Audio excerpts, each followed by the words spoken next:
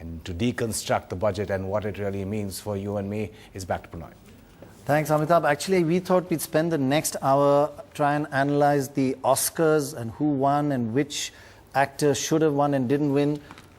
No such luck? Yeah, no such luck. No such luck. You thought you'd get that? Sorry, it's much more serious stuff here, much more meaningful. Now, Kaushik, you've seen the headlines we've just given on the budget and many, many other channels and tomorrow's newspaper. What would you have thought should have been the headlines for this budget?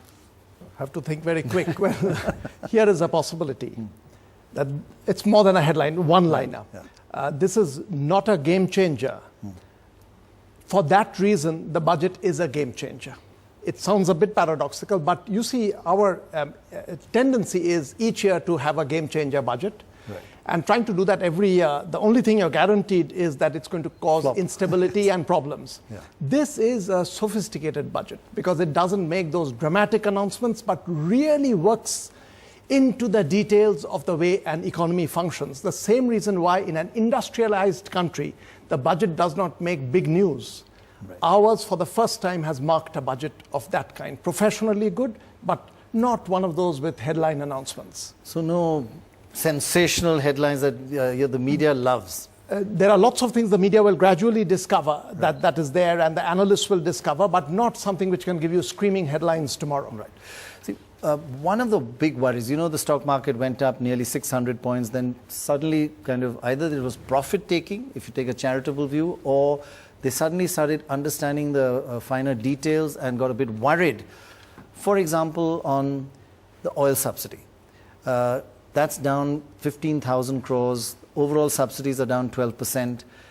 Will this really happen? They want to question that. If prices do go up in the Middle East, can the government stick to not subsidizing, and just pass it on to the consumer? Does it have the guts to do that?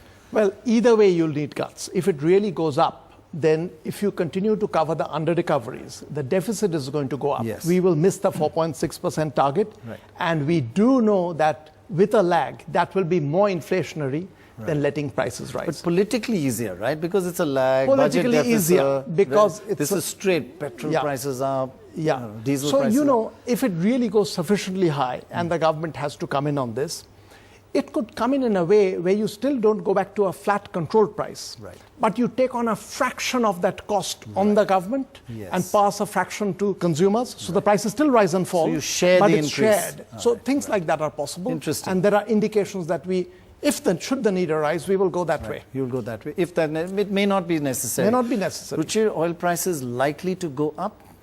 It's hard to sort of make a call on oil prices because I think it's so volatile. In terms of volatility, and it's also because it's not underlying demand here which is driving prices for which you can model for. And I think the point I want to make here is that even before the crisis in the Middle East, the price of oil was already at $100 a barrel. Before this political turmoil. Exactly. So it already started going up. Exactly. I mean, the price of oil sort of went up huge over the past 12 months or so, particularly since August last year, all commodity prices have been on fire. And I think that is the real issue which is facing the Indian economy today. And I don't know if we have a clear strategy for that. But what it really means is that I find it very difficult for India to achieve a non-inflationary growth target of 9%, which is what they're aiming to do in such a global environment as we face today.